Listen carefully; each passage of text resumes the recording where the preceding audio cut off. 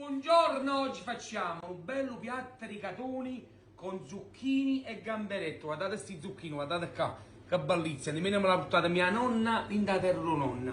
Però sono un spettacolo, guardate qua, gamberetti a cuoricine. Se voi notate bene, su gamberetti a cuoricine, gamberetti rossi, rigatoni, sale, petrosino e aglia. Passaggio, facciamo vedere come si pulisce il gambero togliendo l'intestino direttamente dalla testa. Guardate, stringete, l'intestino si toglie così. La testina la mettiamo a parte, ci usciamo il nostro carapace. Vedete? E lo mettiamo qua. Fatto questo passaggio, vi raccomando, le testine non li buttate perché servono per tirare un po' di succhetta ancora più saporite. Le zucchine le abbiamo tagliate e i gamberetti sgusciati. Mettiamo i zucchini dentro a friggerli. Ragazzi, i zucchini alzateli, non li fate stare tante perché i zucchini sono tenerissimi, guardate qua. E poi non li fate bruciare, guardate come sono belle, così la tesi, è belle tenera. I zucchini, prendiamo il capo e buttiamo in dall'olio e lo scalogno, abbiamo cambiato, voglio mettere lo scalogno io, è più saporito lo scalogno. Un po' di vino bianco, 3 minuti, alziamo le nostre testine, vedete come si fanno? Le alziamo, mettiamo direttamente gli zucchini dentro, vedete?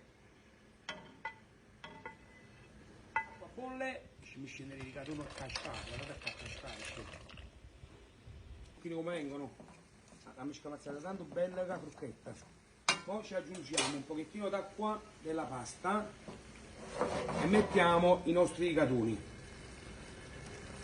Non ci dimentichiamo di mettere un po' di sale nei zucchini perché sono consipata, assaggiate sempre le cose.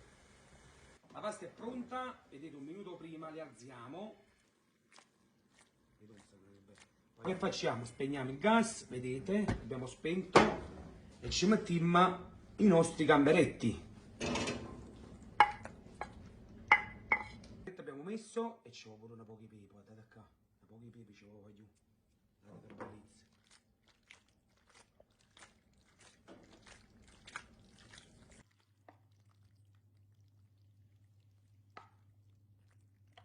Un piatto semplice e gustoso, però delizioso. Guardate quanto è bello questo piatto. Visto?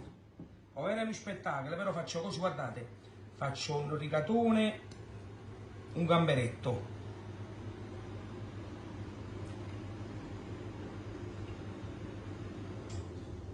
Questo è pure speciale. Specialmente questi gamberi messi a crudo sopra, cotti solo al vapore.